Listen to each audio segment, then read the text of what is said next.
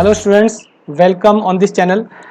ये लेक्चर है एक्सरसाइज 1.3 के लिए क्लास 10 एनसीईआरटी मैथमेटिक्स। आप देख रहे हो स्क्रीन के सामने एनसीईआरटी ओपन है और आर्टिकल है 1.4 रिविजिटिंग इरेशनल नंबर्स। तो यहाँ पर मैं आपको बेसिक कंसेप्ट बताऊंगा, उसके बाद में हम एक्सरसाइज 1.3 सोल्व करेंगे।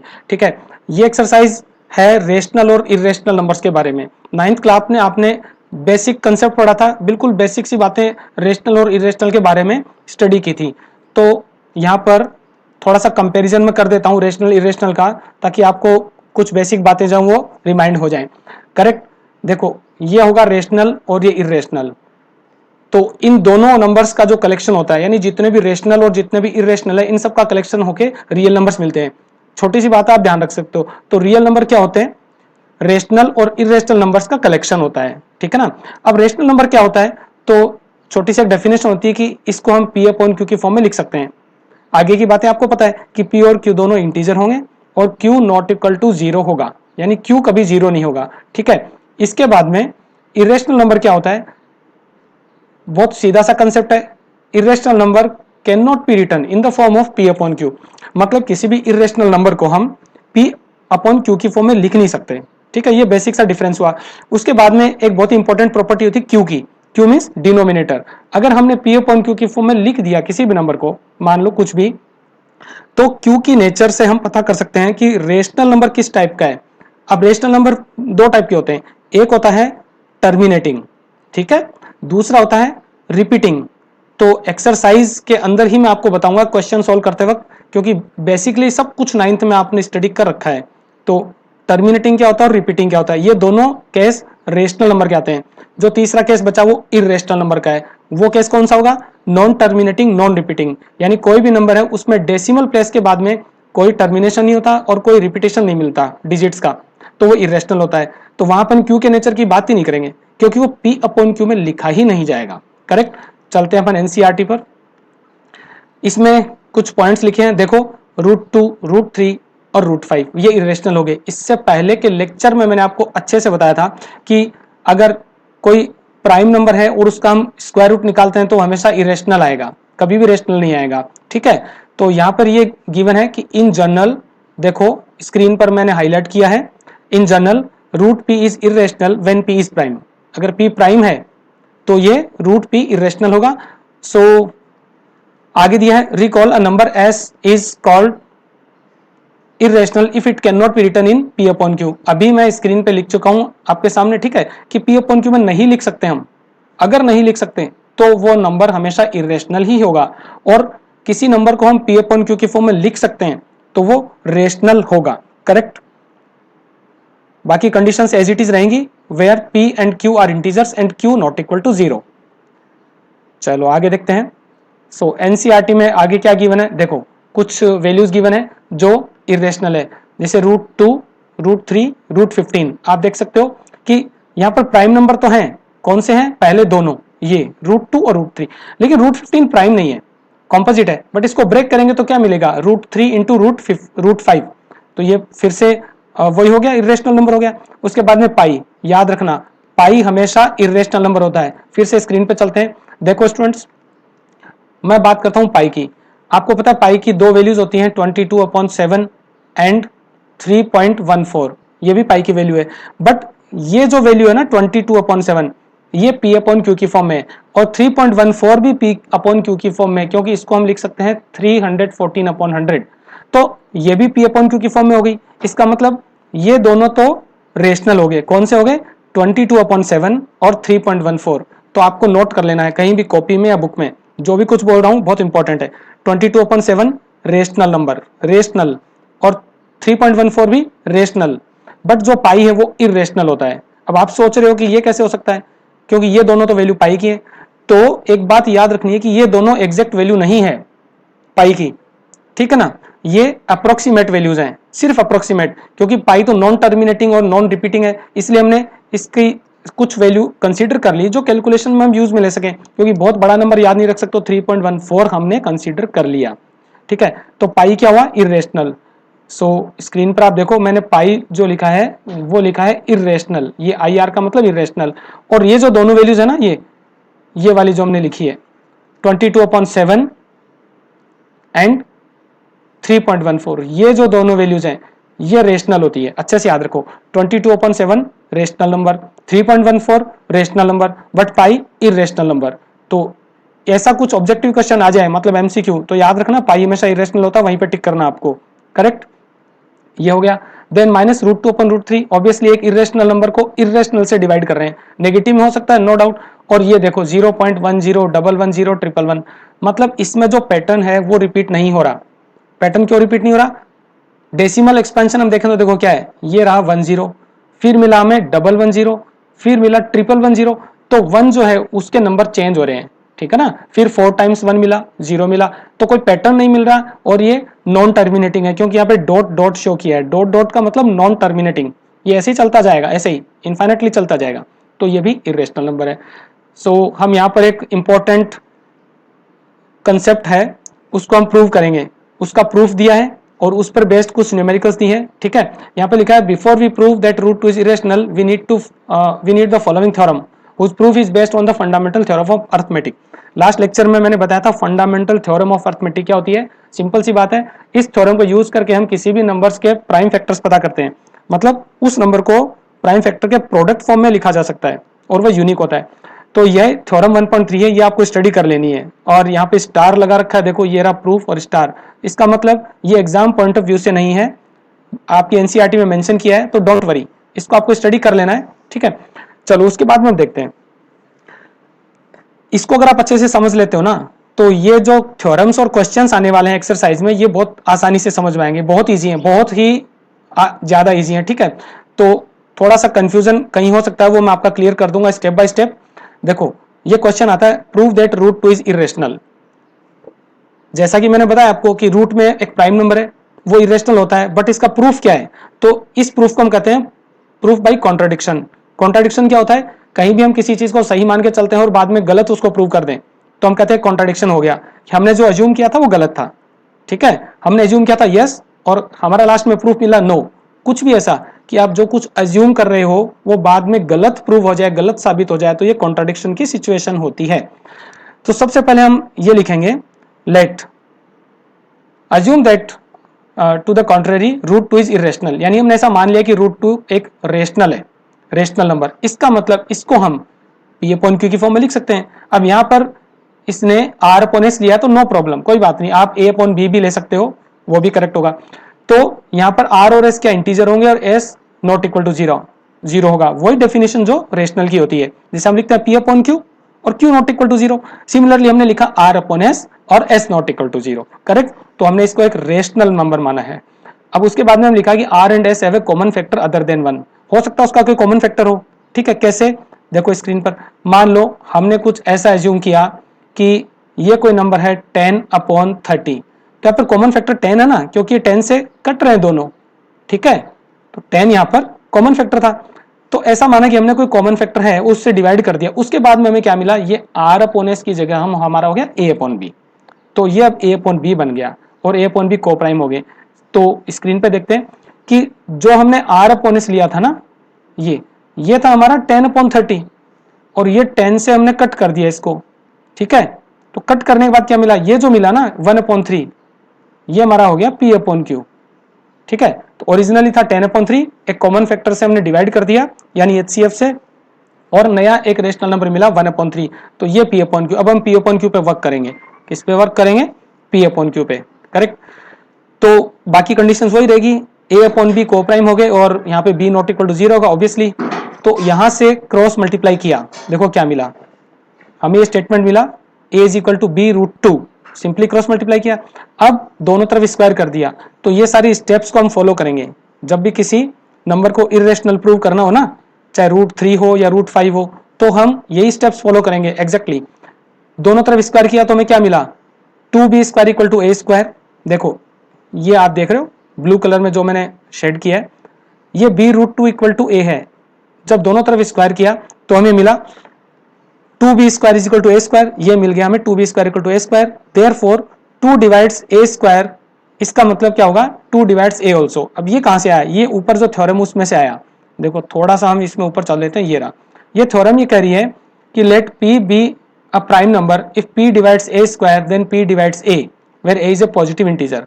तो p जो है प्राइम नंबर है, अगर ये a स्क्वायर को डिवाइड करता है तो a को भी डिवाइड करेगा। इसका प्रूफ आपको पढ़ लेना है, कोई डाउट हो तो आप कमेंट बॉक्स में लिख सकते हो।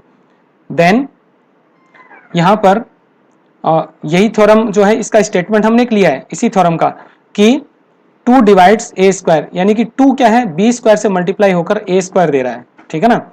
तो 2 डिवाइड्स ए स्क्वायर, तो हम लिखेंगे 2 डिवाइड्स ए।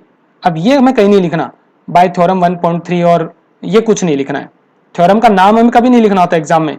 कुछ स्टूडेंट्स लिख के आ जाते हैं by using theorem 1.3, by using theorem 10.7, ऐसा कुछ नहीं लिखते। तो ये लिखने के बाद में आगे हम आते हैं। अब मान लो कि 2 ने डिवाइड किया ए को, 2 से डिवाइड हो रहा है ए, बट कितने टाइम्स हो रहा है, सी टाइम्स, ठीक है। कैसे, स्क्रीन पर चलते हैं। मान लो मैंने 2 से डिवाइड किया 14 को, तो कितने टाइम्स हुआ, 7 टाइम्स। तो मतलब हमारा क्या हुआ कि जो 14/2 है वो 7 आया। इसी तरह से आप स्क्रीन पे देख सकते हो a/2 क्या हुआ, c हो गया। c की वैल्यू क्या होगी, 7 हो गई ना, और a कितना था, 14 था। तो a अगर 2 से डिवाइड हो रहा है तो कोई नंबर जो है उसकी टेबल में आ रहा है, तो कितने टाइम्स आ रहा है, वो टाइम्स वो जो नंबर है वो c होगा, ठीक है। तो 2 डिवाइड से, so we can write a = 2c। Simple सी बात है, a अगर 2 से डिवाइड हो रहा है c टाइम्स, तो फिर 2 को c से मल्टीप्लाई कर दो, आपको a मिल जाएगा, है ना, फॉर सम इंटीजर c। अब आगे क्या करेंगे, हम इसका फिर से स्क्वायर करेंगे। तो स्क्वायर किया हमने तो क्या मिला, 2b² = 4c²। अच्छा, सब्सटीट्यूटिंग a, ठीक है। तो हमने a को सब्सटीट्यूट कर दिया। देखो ऊपर से a कितना मिला हमें, यहां से देखो a मिला था हमें 2b², तो a की वैल्यू हमने सब्सटीट्यूट कर दी यहाँ पे, 2b² = 2c हो गया। तो यहाँ पे हो गया 2b² = देखो क्या सब्सटीट्यूट किया है, ओके a² किया है। तो एक काम करते हैं, पहले हम यहाँ पर इसका स्क्वायर फाइंड कर लेते हैं दोनों तरफ। तो यहाँ कुछ डायरेक्ट कर दिया, आई थिंक 2b² = 4c²। देखते हैं क्या किया है, ठीक है। ये जो a = 2c है ना, इसको हमने यहाँ ऊपर इसमें सब्सटीट्यूट कर दिया। तो a की जगह 2c सब्सटीट्यूट किया, तो ये क्या बन गया, जो आप ब्लू कलर में देख रहे हो, ठीक है, जो बॉक्स में आप देख रहे हो ब्लू कलर में, वो क्या बनेगा, देखो यहां से a = 2c सब्सटीट्यूट करना है इसके अंदर, तो क्या बन जाएगा, 2b² = 4c²।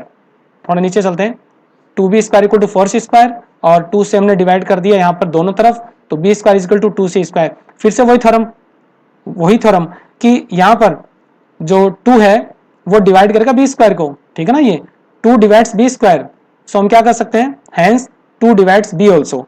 अब 2 b को भी डिवाइड कर रहा है। अब देखो यहाँ पर हमें आगे कुछ प्रोसेस नहीं करना, यहाँ पे 2 रिजल्ट मिल गए हमें, ये बहुत इंपॉर्टेंट है। यहाँ पर ऊपर हमने प्रूव किया था 2 डिवाइड्स a, ये देखो जो मैंने हाईलाइट किया इसको देखो, 2 डिवाइड्स a, और नीचे हमने प्रूव कर दिया 2 डिवाइड्स b, ये देखो कहीं पे है 2 डिवाइड्स b, ये वाला स्टेटमेंट देखो।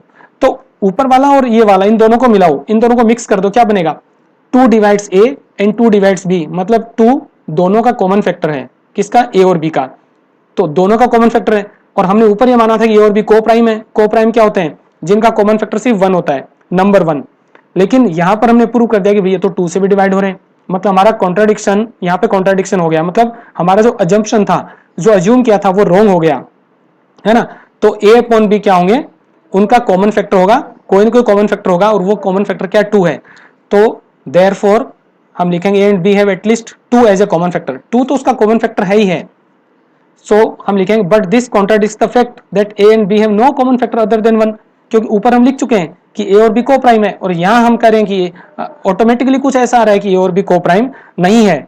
तो हम फाइनली क्या कंक्लूड करेंगे, हमारा कंक्लूजन होगा this contradiction has arisen because of our incorrect assumption that root 2 is rational. So हम कहेंगे we conclude that root 2 is irrational. अब यहाँ पर लैंग्वेज इसकी आपकी कंफ्यूजिंग हो सकती है, तो एक्सरसाइज को सोल्व करते वक्त मैं आपको इजी लैंग्वेज लिखवा दूंगा, है ना, नो डाउट, आप इसको कहीं भी नोट कर सकते हो। थोड़ा सा लैंग्वेज हम चेंज कर देंगे, कंसेप्ट यही रहेगा, स्टेप सारी यही रहेंगी। नेक्स्ट एग्जांपल आता है हमारा, prove that root 3 is irrational. तो एनसीईआरटी में आप देख सकते हो वही स्टेप्स होंगी, डिफरेंस क्या होगा, थोड़ा सा होगा, वहां 2 था यहाँ पे 3 है, स्क्वायर किया था तो 4 आ गया था, यहाँ पे कहीं ना कहीं 9 आ जाएगा, नो डाउट। बाकी सारी स्टेप्स वही रहेंगी, वही सब्स्टिट्यूशन रहेंगे, ठीक है ना, और उसी तरह से वही स्टेटमेंट लिखने, सब कुछ वही है, सिर्फ 2 और 3 का चेंज हो रहा है। तो देखो ये कहीं पे 9 आ गया क्योंकि उसमें 4 आ रहा था, तो वैसे ही सब्स्टिट्यूशन होंगे, वैसे ही सारी प्रोसेस होगी और वैसे ही कंक्लूजन निकलेगा, करेक्ट। ओके स्टूडेंट्स, अब देखो कुछ पॉइंट्स दिए हैं जो 9th क्लास के ऊपर है, थोड़ा सा 9th की स्टडी के अकॉर्डिंग, कि ये कह रहा है कि द सम और difference of a rational and irrational number is irrational. इसका मतलब क्या है, देखो चलते हैं यहां पर स्क्रीन पर। ये कह रहा है सम और difference of rational and irrational. मान लो एक नंबर 5 है और दूसरा √3 है। अब अगर मैं इनका सम करता हूं तो मुझे क्या मिलता है कि इरेशनल। मैं शॉर्ट में लिख रहा हूं, थोड़ा टाइम सेव हो जाएगा, पूरा वर्ड में नहीं लिखूंगा, ठीक है। और इनका डिफरेंस भी क्या होगा, इरेशनल। क्यों, यहां पर एक नंबर रेशनल है, देखो ये 5 क्या है, रेशनल, और ये वाला जो नंबर है ये इरेशनल। तो रेशनल और इरेशनल का सम करो या डिफरेंस करो, आपको इरेशनल मिलेगा, है ना। दूसरा point, the product and quotient of a non zero rational and irrational number is also irrational. तो इसका मतलब क्या हुआ, देखो स्क्रीन पे आते हैं कि या तो प्रोडक्ट कर दो आप रेशनल और इरेशनल का, तो 5 इंटू √3, या फिर आप क्वोशंट कर दो। क्वोशंट मतलब डिवाइड कर दिया हमने 5 अपॉन √3 या √3 अपॉन 5, बट उसका क्या होना चाहिए, डिनोमिनेटर जीरो नहीं होना चाहिए। उसमें लिखा ना non zero, quotient of a non zero rational number, है ना। नॉन जीरो रेशनल लिखा है क्योंकि जीरो जब हो जाएगा तो फिर आप मल्टीप्लाई करो या डिवाइड, सब कुछ जीरो हो जाएगा, ठीक है, तो नॉन जीरो होना चाहिए। अच्छा यहां पर देखते हैं, तो एक तरफ आप देखते हो 5 इंटू √3, ये तो प्रोडक्ट है एक रेशनल एक इरेशनल का, फाइनली क्या मिलेगा, इरेशनल मिलेगा। और राइट साइड में आप देख सकते हो ये क्वोशंट है, तो यहां पर जो रेशनल नंबर है वो नॉन जीरो है, हमने 5 लिया, तो यहां भी आप डिवीजन परफॉर्म करोगे तो आपको इरेशनल मिलेगा। क्या मिलेगा, इरेशनल। तो ये पॉइंट यहां पे लिखा गया as it is. Okay next, तो इन्हीं पॉइंट पे बेस्ड एक एग्जांपल यहां पे है, मैं आपको सोल्व करा दे रहा हूं। 5 माइनस √3 इज इरेशनल, तो थोड़ा सा अजीब लग रहा है, देखो कैसे सोल्व किया, 5 माइनस √3 इरेशनल, वही कॉन्ट्राडिक्शन का मेथड है। हमने कहा let us assume that 5 minus √3 is irrational, ये टू द कॉन्ट्रेरी भी नहीं लिखोगे चलेगा। Let us assume that 5 minus √3 rational, मतलब हम उल्टा ले रहे हैं, बिल्कुल उल्टा कंसेप्ट, क्या जो प्रूव करना है उससे अपोजिट, कि इरेशनल प्रूव करने के लिए रेशनल सपोज करना, हमें सपोज किया एक बार कि ये रेशनल होगा, बट फिर कॉन्ट्राडिक्शन से हम कहेंगे नहीं ये तो रेशनल आ ही नहीं सकता, है ना, कहीं ना कहीं इरेशनल नंबर आएगा बाद में, और दोनों में कॉन्ट्राडिक्शन है, दोनों झगड़ेंगे, दोनों एक तरफ कह रहा है कि रेशनल, दूसरी तरफ इरेशनल, दोनों मैच नहीं होंगे, तो हम कहेंगे बाय द कॉन्ट्राडिक्शन और assumption was wrong so the number is irrational। कैसे कहेंगे, ये हमने एज्यूम किया। अब अगर ये रेशनल है तो हम इसको a अपॉन बी की फॉर्म में लिखेंगे ना, जो को प्राइम होंगे a अपॉन बी की फॉर्म में लिखेंगे, क्योंकि रेशनल नंबर क्या होता है, a अपॉन बी, आप p अपॉन q कह सकते हो, कुछ कोई भी सिंबल ले सकते हो आप। तो 5 minus √3 is equal to a upon B. यहाँ पर एक कंडीशन और लिखो कि where a and b are coprime and b not equal to 0। को प्राइम का मतलब दोनों का कॉमन फैक्टर सिर्फ 1 है, यानी दोनों 1 से डिवाइड हो रहे हैं, कोई भी कॉमन फैक्टर नहीं है। चलो उसके बाद क्या किया हमने, अब आपको एक चीज ध्यान रखनी है, थोड़ी सी ट्रिक बता दे रहा हूं, ध्यान से सुनना है। जो भी नंबर रूट में है ना उसको अलग कर लो। अलग कैसे कर लो, 5 माइनस √3, यहां पर हम ये मान रहे हैं 5 माइनस, आप देखो स्क्रीन पर, 5 minus √3 equals a upon b माना। √3 को हमने अलग रख लेना, अलग कर लो आप, क्योंकि आपको ट्रांसपोजिंग और सब कुछ आता है, टर्म्स को कैसे शिफ्ट करते हैं लेफ्ट राइट में, साइन कैसे चेंज करते हैं। अलग क्यों करना, क्योंकि हमें पता है कि √3 इरेशनल है, ठीक है, इसलिए √3 को अलग कर दो। तो यहां पर हम √3 को अगर राइट में शिफ्ट कर दें और a माइनस बी को लेफ्ट में शिफ्ट कर दें तो कुछ ऐसा बन जाएगा, करेक्ट, ये वाला बन जाएगा, देखो सर्किल में आप देख रहे हो। अब हमें पता है कि √3 इरेशनल है और लेफ्ट हैंड साइड में क्या है, आप चेक करो, लेफ्ट हैंड साइड में रेशनल बनेगा। कैसे बनेगा, देखो पहले हम एनसीईआरटी पे आते हैं, तो √3 is equal to 5 minus a upon b, LCM लेके हमने क्या कहा 5b minus a upon B, ठीक है, 5b minus a upon B. तो मैं इसको सोल्व कर दे रहा हूं, यहां मैं ये कह सकता हूं 5b minus a upon b is equal to √3। अब इसको कंपेयर करके देखो, ये एक इक्वेशन बन गई, राइट हैंड साइड में क्या करें √3, और हमें ऑलरेडी पता है कि √3 एक इरेशनल नंबर है, बट लेफ्ट साइड का रिजल्ट देखो क्या है, हम इजीली कह सकते हैं कि ये एक रेशनल नंबर है। क्यों, आप इसको अच्छे से देखोगे, अगर जज करोगे तो पता चलेगा कि 5b माइनस a क्या हो गया, ये एक इंटीजर हो गया, क्योंकि a और b इंटीजर थे, तो 5b क्या है, इंटीजर होगा, a भी एक इंटीजर था, इंटीजर माइनस इंटीजर भी एक इंटीजर है, तो ऊपर वाली वैल्यू एक इंटीजर हो गई, नीचे ऑलरेडी एक इंटीजर है, तो इंटीजर अपन इंटीजर क्या हो गया, रेशनल नंबर। इसका मतलब हम ये कहना चाह रहे हैं कि ये जो है एक रेशनल नंबर और राइट साइड में क्या है इरेशनल, और रेशनल और इरेशनल इक्वल है, ऐसा तो हो ही नहीं सकता है, क्योंकि कोई नंबर इरेशनल होता है तो रेशनल नहीं हो सकता, रेशनल होता है तो इरेशनल नहीं हो सकता। ठीक वैसे ही जिसे कोई नंबर प्राइम होता है तो कॉम्पोजिट नहीं हो सकता, और कॉम्पोजिट होता है तो प्राइम नहीं हो सकता। ओके, तो यहाँ पे कॉन्ट्रडिक्शन आ गया, तो हम कह सकते हैं कि by the contradiction we can say that our assumption was wrong, क्योंकि √3 कभी भी रेशनल हो ही नहीं सकता, क्योंकि लेफ्ट हैंड साइड में तो रेशनल आ रहा है, ये रेशनल के इक्वल कैसे होगा, सोचने की बात है, नहीं हो सकता ना। तो यहाँ पर हम हमारा रिजल्ट डिक्लेयर कर देंगे। क्या लैंग्वेज क्या होगी, लैंग्वेज आपको देखनी है कि ये देखो, ये यहाँ पे लिख रखा है, आप देखते हो मैंने सब कुछ हाईलाइट कर दिया है। ये लिख रखा है कि since a and b are integers we get 5 minus a upon b is rational and so √3 is rational, but हमें पता है कि √3 इज इरेशनल, इसलिए हम कह देंगे this contradiction has arisen because of our incorrect assumption, यानी हमने अजम्पशन जो लिया था, जो अजम्पशन था कि ये हम a अपॉन b मान रहे हैं और ये रेशनल है, ये रॉन्ग हो गया, इसलिए 5 माइनस √3 रेशनल है। ठीक है, उसके बाद 3√2 इज इरेशनल, तो ये भी काफी इजी है। देखो 3√2 इरेशनल, हम क्या करेंगे √2 को अलग कर देंगे, क्योंकि √2 का रिजल्ट हमें पता है। ठीक है, तो ये सब कुछ रट्टा नहीं है, ये बिल्कुल एक टेक्निक है, जो हम उस टेक्निक को उसी तरह से यूज करते हैं, टेक्निक या कुछ स्टेप्स कह सकते हो, बस उसी तरह से हमें चलना है, उसी टेक्निक को फॉलो करना है। तो 3√2 को हम मान लेंगे कि ये a अपॉन b है, रेशनल मानेंगे पहले, और हम लिख देंगे कि a और b को प्राइम है और b नॉट इक्वल टू 0 है। ठीक है, उसके बाद में √2 को अलग कर दो, तो कैसे लिखोगे, यहां से √2 की वैल्यू क्या आ जाएगी, a अपॉन 3b, जो 3 है वो इधर की तरफ आके नीचे चला जाएगा। ठीक है, अब देखो दोनों को कंपेयर करो, तो मैं फिर से यहां लिख रहा हूं √2 3√2। ओके, तो यहां देखो आप स्क्रीन पर, हमने क्या माना इसमें 3√2 is equal to a upon b, बाकी सब कुछ लिखना है आपको कि a and b are coprime and b not equal to 0, फिर हम √2 को अलग कर देंगे और हम लिख देंगे a अपॉन 3b। अब देखो लेफ्ट हैंड साइड में जो नंबर है वो क्या है, इरेशनल, पता है हमें, और राइट हैंड साइड में क्या आ गया, रेशनल, क्योंकि सब इंटीजर अपॉन इंटीजर, ऊपर भी इंटीजर नीचे भी इंटीजर, और दोनों इक्वल नहीं हो सकते, यानी रेशनल नंबर इक्वल नहीं होगा इरेशनल के, तो फिर से हमारा जम्पशन रॉन्ग हो गया, और हम कह देंगे कि 3√2 is an irrational number. Okay, so मुझे लग रहा है यहां तक आपको समझ में आ गया होगा, बस यही टेक्निक और यही लैंग्वेजेस हमें लिखनी है। अब हम चलते हैं हमारी एक्सरसाइज 1.3 पे, तो आप देख सकते हो एक्सरसाइज 1.3, और यहां पर कितने क्वेश्चंस होंगे, अच्छा है तो फिनिश हो गई, सिर्फ 3 क्वेश्चंस, वेरी गुड। तो यहाँ पर 3 क्वेश्चंस हैं, थर्ड क्वेश्चन के पार्ट हैं, उनमें मैं कुछ कोई भी 2 पार्ट सोल्व कर दूंगा, थर्ड पार्ट आपको करना होगा। तो चलो फर्स्ट क्वेश्चन पे हम चलते हैं। करेक्ट, तो स्टूडेंट्स हम आगे हमारी स्क्रीन पर, और एक्चुअली ये हमारा व्हाइट बोर्ड है। ओके, तो इसमें हम क्रॉप कर लेते हैं क्वेश्चन को, पूरी एक्सरसाइज ही क्रॉप कर लेंगे। ओके, तो सबसे पहले फर्स्ट क्वेश्चन हम देख लेते हैं, prove that √5 is irrational. Correct, √5 irrational prove करना है हमें, तो स्टेप्स लेते हैं हम 1 बाई 1। ओके स्टूडेंट्स, तो एक्सरसाइज बहुत मजेदार होने वाली है। करेक्ट, और मैं आपसे रिक्वेस्ट करता हूं कि वीडियोस को आप लाइक और सब्सक्राइब करेंगे। ओके, लाइक और शेयर करेंगे और चैनल को सब्सक्राइब करेंगे अपने फ्रेंड्स के साथ। ओके, तो चलते हैं हम क्वेश्चन के साथ। ओके, अब देखो लैंग्वेज क्या करनी है, एग्जैक्टली वो नहीं लिखनी जो एनसीईआरटी में, बिल्कुल आप तो रट लोगे मतलब फिर, और फिर कुछ गड़बड़ करोगे। तो मैं जो लिख रहा हूं उसको आप फॉलो कर सकते हो।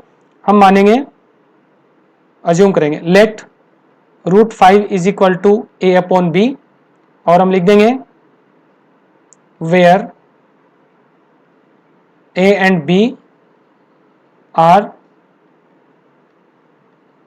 को prime and b not equal to 0। ये तो लिखना ही है आपको, कोई भी नंबर प्रूव करना हो उसको कि वो इरेशनल है, तो ये पहली लाइन आपको एज इट इज लिखनी है। ठीक है, इसके बाद में हम क्या कहेंगे, √5। अब देखो इसके बाद में हम ये कहेंगे, क्रॉस मल्टीप्लाई कर देंगे, a is equal to b √5। जो मेथड √2 वाला था ना, जो एग्जांपल हमने देखा था √2 वाला, एग्जैक्ट वही है। ठीक है, एग्जैक्ट वही है, वही स्टेटमेंट से सारी टेक्निक्स वही है, a is equal to b √5। अब हम कहेंगे squaring on both sides, squaring on both sides we have, तो स्क्वायर कर दिया तो हमें क्या मिला, a square is equal to 5b square. ठीक है, अब इसके बाद में क्या लाइन लिखनी है आपको लिखना है कि सिंस 5 डिवाइड्स ए स्क्वायर देन 5 डिवाइड्स ए। ओके ओके, यहां पर 5 डिवाइड्स ए हो गया, ठीक है, वो जो थ्योरम है उसको यूज करके, लेकिन लिखना नहीं है कि यूजिंग दिस थ्योरम, ऐसा हम कुछ भी नहीं लिखने वाले। ओके, 5 डिवाइड्स ए, इसका मतलब 5 क्या कर रहा है, ए को डिवाइड कर रहा है, कितने टाइम, यानी ए कोई भी नंबर हो सकता है जो 5 की टेबल में आ रहा हो। सो हम लिखेंगे we have a is equal to 5c where c is some integer. Okay, c is some integer. अब देखो ये जो a is equal to 5c आया ना, इसको हम पुट कर देंगे यहां, इस a की जगह पुट कर देंगे, यानी सब्स्टिट्यूट कर देंगे सिंपली। सो हम कहेंगे कि वी हैव, अब a की जगह पुट किया हमने 5c, तो 5c square is equal to क्या हो गया, 5b स्क्वायर। ओके, उसके बाद में 25c square is equal to 5b square, और आपको दिख रहा है कि 5 से हम डिवाइड कर सकते हैं दोनों तरफ, ये मिलेगा हमें 5c square is equal to b square. फिर से देखो यहां पर हम लिख सकते हैं since 5 divides b square then 5 divides b, 5 divides b। अच्छा, अब देखो हमारे पास दो रिजल्ट आ गए। दो रिजल्ट कौन से, एक मैं यहां आपको हाईलाइट करके शो करता हूं। देखो यहां पर मैंने कहा कि 5 डिवाइड्स a, ये आप देख सकते हो, ये मैंने हाईलाइट किया है 5 डिवाइड्स a, एक रिजल्ट ही आया, बहुत इंपॉर्टेंट रिजल्ट है। दूसरा रिजल्ट क्या आया, 5 डिवाइड्स b। इसका मतलब 5 जो है ना वो a और b का एक कॉमन फैक्टर है, एटलीस्ट है, 5 तो है। बट सॉल्यूशन के बिगिनिंग में हमने क्या कहा था कि a और b दोनों को प्राइम है, यानी कि सिर्फ 1 ही इनका कॉमन फैक्टर है, 1 से डिवाइड हो रहे हैं और किसी से नहीं होंगे। यहां पर हमारे पास रिजल्ट आएगी तो 5 से भी डिवाइड हो रहे हैं, तो अब हम कहेंगे कि हमारा अजम्पशन रॉन्ग था। उसके लिए बस हमें एक दो स्टेटमेंट्स लिखने हैं। देखो हम कैसे लिखते हैं, जस्ट वेट। ओके, अब इसके लिए हम यहां लिखेंगे hence a and b have 5 as a common factor, so A and B are not co-prime, हम लिख देंगे बाद में our assumption that A and B are co-prime was wrong। was मतलब इसे मिलती जुलती लैंग्वेज आप लिख सकते हैं, एग्जैक्टली रटना जरूरी नहीं है। और assumption that A and B are co-prime was wrong, क्योंकि हमने यही माना था, इनिशियली हमने यही माना था कि ये co-prime है, बट अब हम कह रहे हैं कि ये 5 से डिवाइड हो रहे हैं, तो हमारा assumption wrong था, वो जो assumption लिया वो wrong था, was wrong। hence जो प्रूव करना था वो लिख देंगे, hence √5 is an irrational number. Simply आपको इतना लिखना है, ठीक है, इस तरह से आप लिख सकते हो। लैंग्वेज आपकी थोड़ी सी चेंज हो सकती है, क्योंकि आपको इस तरह की बात समझानी है, बतानी है कि हमारा अजम्पशन रॉन्ग था, ये को प्राइम नहीं है क्योंकि हमारा कॉमन फैक्टर आ गया है। तो ये सारी बात आपको समझा के अच्छे से लिख देनी है और ये आपका आंसर सही होगा। तो √5 की जगह अगर √7 है या √11 है, ठीक है, तो उसका सेम मेथड होगा, यही सारी स्टेप्स होंगी और यही सारे स्टेटमेंट्स होंगे। बस लैंग्वेज का आपको थोड़ा सा ध्यान रखना है, और इसमें कोई ज्यादा कैलकुलेशन भी नहीं है क्योंकि ये सिर्फ कॉन्ट्राडिक्शन से है। तो एक कंसेप्ट हमें बताना है कि हमने कुछ ऐसा किया और वो बाद में रॉन्ग हो गया, तो कॉन्ट्राडिक्शन से हम कह देंगे कि वो अजम्पशन रॉन्ग था, करेक्ट। इसके बाद में चलते हैं हम नेक्स्ट क्वेश्चन पे। सो क्वेश्चन नंबर देखते हैं यहां पर हम। ओके, क्वेश्चन नंबर है 2। तो 3 + 2 √5 इज रेशनल, इसको भी इसी मेथड से हम सोल्व करने वाले हैं, करेक्ट। तो क्वेश्चन को हम व्हाइट बोर्ड पे लेते हैं। ओके, 3 + 2 √5 इज इरेशनल, तो वही काम करना है। इसमें जो नंबर इरेशनल है ना उसको हमें अलग कर लेना है, यानी टर्म्स को ट्रांसपोज करके कुछ ऐसा इक्वेशन कर लेना है कि जो रूट में जो नंबर होता है वो सेपरेट हो जाए बिल्कुल भी। तो इसको कैसे करेंगे, देखो हम ये कहेंगे, वही स्टेटमेंट होंगे फिर से, let 3 plus root two 5 is equal to a upon b, where a and b are coprime and b not equal to 0। Correct. Okay, इसके बाद में इस इक्वेशन को थोड़ा हम सिंप्लीफाई करते हैं। कैसे करेंगे, देखो 2 रूट 5, ठीक है, ये हो गया a अपॉन बी माइनस 3। वही इक्वेशन हमने सोल्व किया ना क्लास 9th में, बस वही चीज, यहाँ पर कुछ भी स्पेशल नहीं है अभी। तो एलसीएम ले लेंगे हम, ठीक है, एलसीएम ले लेंगे। तो एलसीएम लेने का तरीका क्या होगा, a minus 3b upon b, ये b 3 से मल्टीप्लाई होता है और a में से माइनस हो जाता है, तो a minus 3b upon B. थोड़ा और काम करना रह गया, क्या, रूट 5 को हमें बिल्कुल सेपरेट करना है, यानी रूट 5 की वैल्यू निकाल लो, तो होगा a माइनस 3b अपॉन और 2b। ओके, अब इस तरह से हमने इसको कन्वर्ट कर दिया है ना। तो याद रखो, कोई भी क्वेश्चन ऐसा हो तो रूट वाला नंबर अलग कर दो लेफ्ट में बिल्कुल, क्योंकि उससे हमें ये बिल्कुल क्लियर हो जाएगा कि ये जो लेफ्ट साइड है ये वाली तो इरेशनल है। तो अब सोल्व करने से पहले कुछ बेसिक बातें बता रहा हूं। देखो, लेफ्ट वाला नंबर इरेशनल है, राइट वाला नंबर क्या है, देखो सारे इंटीजर्स हैं, तो इंटीजर अपॉन इंटीजर ये रेशनल हो गया। इरेशनल और रेशनल इक्वल बता रहा है, इक्वल कभी हो नहीं सकते, एक सिंपल सी बात है ना, इक्वल नहीं हो सकते, तो यहाँ पे कॉन्ट्रडिक्शन आ गया।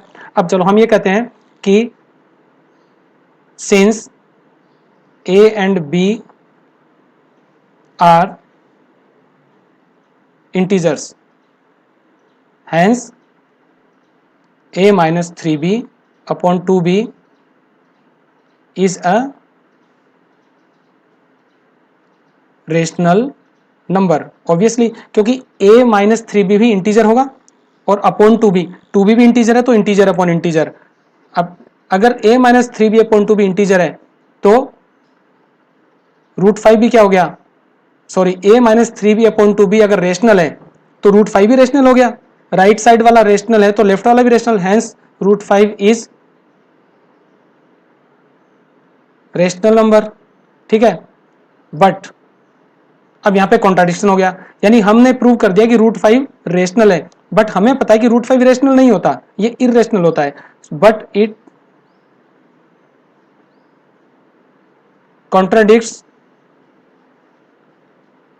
The fact that root 5 is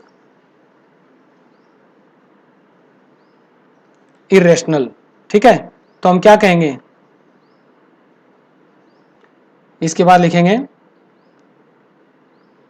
this contradiction is due to our wrong assumption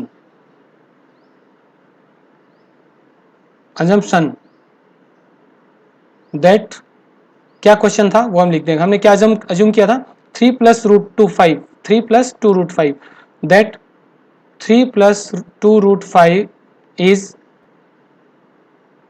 rational, ये हम यहाँ पे लिखेंगे इज रेशनल। मतलब कि वो अजम्पशन था ना, वो रॉन्ग था हमारा, वो हम जो अज्यूम किया था, अब हम यहाँ पे कंक्लूड कर देंगे, hence 3 plus root two 5 is irrational. तो देखो स्टूडेंट्स, इस तरह से हम इसको सोल्व करते हैं। अब ये जरूरी नहीं है कि ये पूरा आपको एक बार में समझ आ जाए वन टाइम, तो इस वीडियो को आप दोबारा देखो, ठीक है, पॉज करके देखो, एक एक चीज, एक एक स्टेटमेंट जो मैंने लिखा है या जो मैंने बोला है, जो चीजें मैंने बोली है वो भी इंपॉर्टेंट है, उनको आप ढंग से सुनो और इसके साथ सिंक्रोनाइज करने की ट्राई करो, कोशिश करो कि क्या मैं लिख रहा हूँ और क्या मैं बोल रहा हूँ, करेक्ट। बाकी सारे क्वेश्चन इसी मेथड से होंगे। 3 प्लस 2 रूट 5 की जगह कोई और नंबर हो सकता है, जैसे 2 प्लस 3 रूट 8, कुछ भी हो सकता है ना। तो इस तरह से हम इसको सोल्व करेंगे। फाइनली ये फर्स्ट और सेकंड क्वेश्चन कंप्लीट हो गया। इसके बाद में क्वेश्चन नंबर 3, चलो थर्ड क्वेश्चन देखते हैं। इसके 3 पार्ट है और मुझे लग रहा है मैं फर्स्ट और थर्ड आपको सोल्व करा दूं, करेक्ट, सेकंड आप सोल्व करेंगे। सो थर्ड क्वेश्चन, यहां से हमने इसका स्क्रीनशॉट ले लिया है। ओके, सो मैं आपको फर्स्ट और थर्ड पार्ट सोल्व करवाऊंगा। यहाँ पर फर्स्ट पार्ट लेते हैं हम इसका। सो फिर से वही स्टेटमेंट्स है और सारा कुछ जो तरीका है वो पूरा वही है। देखो कैसे लिखेंगे, तो हम लिखेंगे late 1/√2 is equal to a/b, और यहाँ पर वही सारी conditions where a and b are coprime and b not equal to 0, क्योंकि रेशनल नंबर की तो कंडीशन होती है ना, और यहाँ पर हम को प्राइम मान के चल रहे हैं, डिनोमिनेटर तो 0 कभी होना ही नहीं चाहिए। ठीक है, इसके बाद में थोड़ा सा हम क्या करेंगे, यहाँ पे √2 का अलग करेंगे, √2 पता करेंगे। मैंने आपको बताया कि रूट वाले नंबर को अलग कर दो। ठीक है, तो √2 क्या होगा, √2 जो हो जाएगा वो हो जाएगा b/a। सिंपल सी बात है। अब देखो लेफ्ट और राइट साइड दोनों को कंपेयर करो। आई थिंक अब जब हम क्वेश्चन सॉल्व कर रहे हैं तो आपको सारी चीजें अच्छे से क्लियर होंगी, क्योंकि एग्जाम्पल्स में क्या होता है कि बुक्स की लैंग्वेज होती है ऑलरेडी। ठीक है, और जब टीचर आपको एक्सप्लेन करते हैं तो उनकी लैंग्वेज अलग होती है, तो थोड़ी वो डिफर करती है उससे, इसलिए कंफ्यूजन हो सकता है। तो क्वेश्चन सॉल्व करने में कोई दिक्कत नहीं है। ठीक है, अब देखो यहाँ पर हम राइट हैंड साइड में अगर देखें तो हम कहेंगे कि since a and b are integers, a and b are integers, so b/a is rational। Rational इससे पहले वाला क्वेश्चन था उसमें ऐसा हमने यही किया था, यही लिखा था b/a is rational, so √2 is also rational, क्योंकि रेशनल और रेशनल इक्वल होंगे ना, रेशनल और इरेशनल इक्वल नहीं होंगे। तो b/a जब देखो ये वाला राइट हैंड साइड वाला b/a जब रेशनल है तो √2 रेशनल हो गया, मतलब √2 इज इक्वल टू रेशनल, कुछ वैल्यू आ गई। लेकिन हमें पता है कि √2 रेशनल नहीं होता, तो यहाँ पे कॉन्ट्राडिक्शन आ गया। ठीक है, अब यहाँ पे लिखेंगे हम, क्या लिखेंगे, सो √2 इज ऑल्सो रेशनल, फिर but it contradicts the fact that √2 is irrational। तो हम कह देंगे so our assumption was wrong, hence 1/√2 is, जो रिजल्ट हमें चाहिए हम लिख देंगे, इज इरेशनल नंबर। ओके, मतलब अजम्पशन क्या था हमारा, अजम्पशन यानी जो हमने अज्यूम किया या जो इमेजिन किया, हमने कहा कि ये तो a/b की फॉर्म में, देखो ये लिखा हुआ यहाँ पर a/b की फॉर्म में, मतलब ये तो एक रेशनल नंबर है। बट बाद में हम ये प्रूव कर रहे हैं कि नहीं, रेशनल तो हो नहीं सकता है, क्योंकि √2 तो इरेशनल होता है, हम पहले ही प्रूव कर चुके हैं, हमें ऑलरेडी ये नॉलेज है हमें कि √2 एक इरेशनल है, और यहाँ हमने कहा कि रेशनल है। तो बस ये कॉन्ट्राडिक्शन हो गया और हमने थोड़ी सी एक लैंग्वेज लिख के इसको प्रूव कर दिया। तो विदाउट एनी कैलकुलेशन इस क्वेश्चन को हमने ऐसे किया। अब हम चलते हैं थर्ड पार्ट की तरफ। सो यहाँ पर थर्ड पार्ट हमारा ओके 6 + √2, तो ये बहुत सिंपल होगा, 6 + √2। सो क्वेश्चन 3 इसका थर्ड पार्ट, और ये जो मैंने अभी सोल्व किया था ये क्वेश्चन 3, ओके फर्स्ट पार्ट 6 + √2। तो हम वही लिखेंगे, late 6 + √2 is equal to a/b। कुछ बातें हमें एज इट इज लिखनी है, a and b are coprime and b not equal to 0। देखो क्या होता है स्टूडेंट्स की एक या दो बार में कोई चीज समझ में नहीं आती, कोई फॉर्मूला या कोई टेक्निक है तो हो सकता है वो एक या दो बार में समझ में आए। आप उस क्वेश्चन को जब सोल्व करोगे जो उस टेक्निक पे बेस्ड होगा 2 3 4 बार, तो ऑटोमेटिकली आपको धीरे धीरे सारी चीजें क्लियर हो जाएंगी, क्यों हम बार बार वो चीज लिखेंगे। इसलिए कहते हैं कि हमें लिखना चाहिए, प्रैक्टिस करनी चाहिए, उसी से हमें चीजें याद होती हैं, सारे फॉर्मूले, सारे फैक्ट्स और सारी टेक्निक्स हमें क्लियर हो जाती है, धीरे धीरे वो ग्रेजुअली अपने आप क्लियर हो जाती है।